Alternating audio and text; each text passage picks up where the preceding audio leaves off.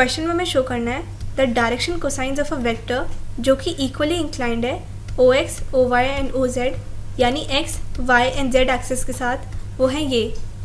इस चीज़ को समझने के लिए यहाँ पे देखें तो अगर मैं एक क्यूब प्लेस कर देती हूँ यहाँ पे जिसकी साइड है 1 यूनिट्स, तो एक वेक्टर जो इक्वली इंक्लाइंड है तीनों एक्सिस के साथ वो होगा इस पॉइंट को एंड इस पॉइंट को ज्वाइन करने वाला वेक्टर, यानी वो होगा ओपी वेक्टर। इसको मैं यहाँ पे मान लेती हूँ आर वेक्टर है ये, इसकी वैल्यू मेरे को पता नहीं है तो इसको मैं लिख लेती हूँ A I cap plus B J cap plus C K cap. यहाँ पे मैं नोटिस करूँ तो ये तीनों एक्सिस के साथ इक्वली इंक्लाइंड है, यानी इसके डायरेक्शन कोसाइंस इक्वल है।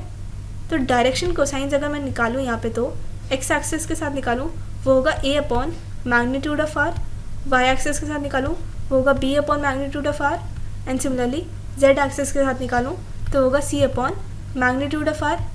ये हमारे इक्वल आ रहे हैं क्योंकि इक्वली इंक्लाइंड है, तो इसे हम लिख सकते हैं ऐसे, डिनोमिनेटर्स इक्वल हैं तो यानी इसके न्यूमरेटर्स भी इक्वल होंगे। इतनी चीज़ को हम पहले लिख लेते हैं, तो यहाँ पे ये आ जाएगा।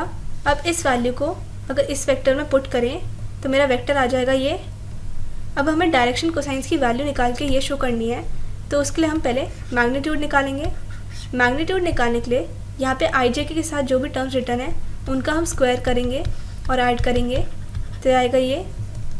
इसे सॉल्व करेंगे तो इसके मैग्नीट्यूड की वैल्यू आ रही है ये। अब यहाँ पे इनकी वैल्यूज़ पुट कर दी है हमने मैग्नीट्यूड की यहाँ पे डिनोमिनेटर में, एंड ये तीनों चीज़ें इक्वल हैं तो इसको हम लिख सकते हैं ऐसे, ये ए कैंसिल हो जाएगा तो ये आ रहा है। यही चीज़ हमें शो करनी थी, हेंस प्रूव्ड।